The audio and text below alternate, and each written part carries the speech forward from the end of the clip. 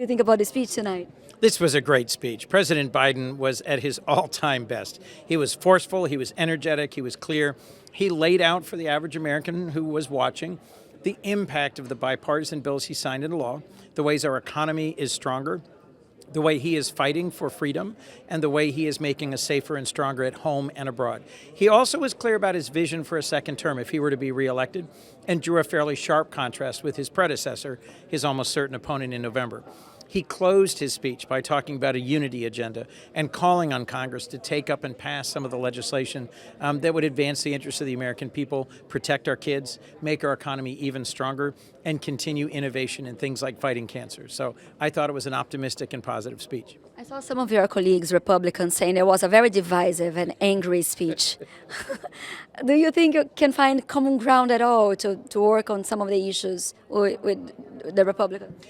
Literally tomorrow in the Senate, we will be taking up and passing 6 appropriations bills. I think they will get strong bipartisan votes. And these are bills that are going to invest in communities all over America and keep our government open and our country moving forward. So they may think it's divisive, but if they've watched a single one of the campaign rallies of the former president, those are divisive. This was laying out an agenda and being clear about a positive vision for America going forward. And just getting your expertise on foreign policy, do you think the Ukrainian package can pass? It has passed the Senate by a strong bipartisan vote. What is left is for the Speaker of the House to put it on the floor. If he does that, it will pass. It'll get 300 votes in the House. But there is a small but growing pro-Putin, anti-freedom caucus in the House among Republicans. There are some, like the former president and Tucker Carlson and others, who are essentially saying that they hope Putin wins, that they are not concerned about freedom in Ukraine. I think that is a shameful misreading of history and an abandonment of those who have fought and served so hard. So I remain hopeful that in the coming weeks there will be a path towards getting that bill on the floor and passed and aid going to Ukraine. And to finish, was this a speech about the State of the Union or campaign speech? It was about the State of the Union, and because the state of our union is strong, that is also a campaign speech, because the president was making clear to the American people how bills that he has signed into law, initiatives that he has led, have made the state of our union strong. Thank you so much, Senator. Thank you. Good to see you. Bye. Thank you. Thank you. What do you think about the speech tonight? Well, for my constituents, it came across as angry and out of touch. We've got people that are being advertised to breakfast cereal for dinner. We've got home ownership out of reach. We've got job opportunities on the decline. We've got America pursuing a green energy agenda that's coming down on the backs of working families. And this president wanted to talk about every antagonistic trope that we've heard in, Democrat State of the Union speeches over decades, but not talk about any of the real problems that working families are facing today. As a Republican, do you think there is anything at all that President Biden said today that you can agree on? Yes, there's one thing, and he hasn't provided the leadership here yet, and I pray he does. He said that we can do border security with a DACA fix. If he would put a DACA fix on the table and real border security, such as we presented in H.R. 2 earlier this year, then I think there's a deal to be done to fix the border in a real way and get our DACA eligible a path to citizenship. So he did stumble on a real deal that can be done right there, and I hope he pursues it. Thank you very much, Congressman. What your reaction? What do you think about this speech? It was an aspirational speech overall. It was a visionary speech, really focused on the work we have to continue to do in Congress. During our first 2 years, we got a lot done in Congress because Democrats had control of the House, the Senate, and the White House. We got 5 historic bills passed, and now Congress has been completely stagnant because Republicans don't want to do work for the American people. So further investments in economic development, do a lot more in education, protect women's rights, pass the Voting Rights Act, do something on gun control, raise the federal minimum wage. There's still a lot more work to do, and I thought the president told us story very well.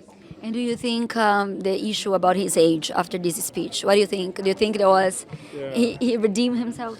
I mean, people who want to focus on his age are going to continue to focus on his age. I mean, he's 80 years old. That is what it is.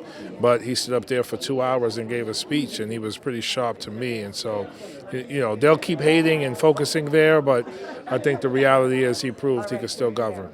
Thank you so much, Congressman. Thank bless you. you, yeah. God bless. I thought the president gave an incredibly uplifting speech. Once again, he talked about the optimistic vision that he has for the future, which is always when our country does its best. He's got a proven track record that he laid out tonight in terms of all the incredible things, all the incredible programs that people are actually seeing in their communities and feeling in their pocketbooks. But then he also talked about what else he wants to do. He wants to expand those prescription drug savings to more people, to more seniors. He wants to give first-time homebuyers a $5,000 tax credit on an annual basis. That is hugely important for us in our country as we build the middle class and make lives better. So I was incredibly energized by the address.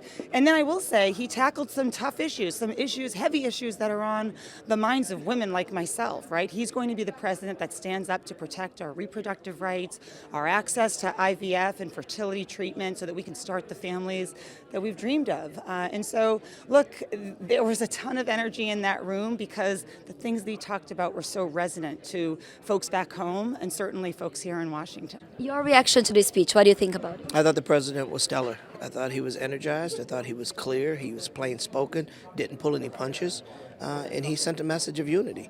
Let's get beyond our political, ideological views. Let's get beyond the brinksmanship. Let's stop the divide and conquer. We have a responsibility to work together to do what's right for the people. He talked about Putin and needing to stand up against Russia's aggression. He talked about what would happen if we didn't, that Putin would move beyond Ukraine and further threaten the democracy that we enjoy. He talked about the importance of bringing home hostages and fighting for the Palestinians as well as the Israelis and to work against Hamas, the terrorists. He had something for everyone, but what was most important was he had the ability to communicate it, to pivot from the noise of the hecklers and not lose track, demonstrating that not only is he just old enough to do it right, but that no one else could do it better. I saw some of your colleagues, you were talking about unity, trying to bring together the two parties, but I saw some of your colleagues from the Republican side saying there was a very divisive and angry speech. I think they were clearly in another room, or they had talking points before the speech and they were committed to the talking points, even though the speech did not denote any of that. If you were there, and you were, and those who will look at this, and the American people are not stupid, when they have an opportunity to look at what we saw, their talking points won't match what actually happened. This president, if he was angry, he was spirited about the fact that some just clearly wanted to be obstacles. They didn't want to help. And sometimes you have to shame a person to do the right thing because Republicans and Democrats alike want us to fix the border. We saw that we have a bipartisan bill coming from the Senate. And we also have enough members in the House that want to pass it. But the Speaker won't bring it to the floor. Why? Because Donald Trump told you don't do it because Joe Biden will get credit? So you're telling me you're willing to keep our issues and our people that are dying senselessly at the border and mistreated, you keep it that way? Because Trump said, don't fix it now? That's ridiculous. It's un-American, it is anti-democratic, and it's anti what a president and a Congress should be doing.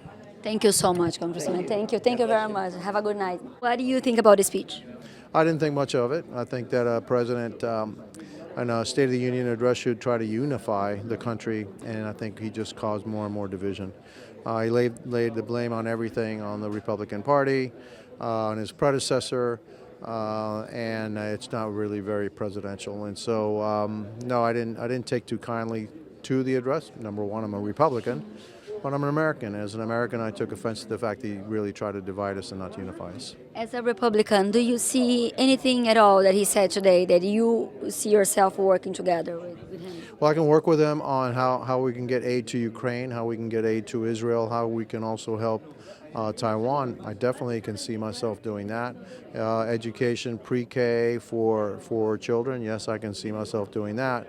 I want him to fix the border, but he can do it himself. He doesn't need us because he had 64 different executive orders that created the chaos. The border was very much more under control under the Trump administration, and he reversed all those policies. And so with that, I just don't think there's much, that unifies me and him.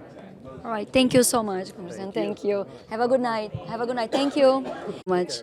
I would like to know your thoughts on the speech. Well, I thought the president did a wonderful job with several things. First, there were people who think that he's not up to the task. Well, he spoke for more than an hour, maybe an hour, 15 or 20 minutes. I think that that should send a positive message. But he also covered issues related to the young in terms of education. He talked about how he has been able to successfully help young people with their student loans. He talked about things that impact the persons who are in the twilight of life. For example, if you're a senior citizen like me, and I've just celebrated my 25th birthday for the third time, he talked about how you can get your insulin at a discount, $35, and he wants to have it across the board for everybody. So that's the young, that's the people who are senior citizens. But then he talked about women and how women should have the right to choose. We still have a problem comprehending that a woman's body belongs to a woman. It doesn't belong to us. We can't dictate to a woman what she does with her body.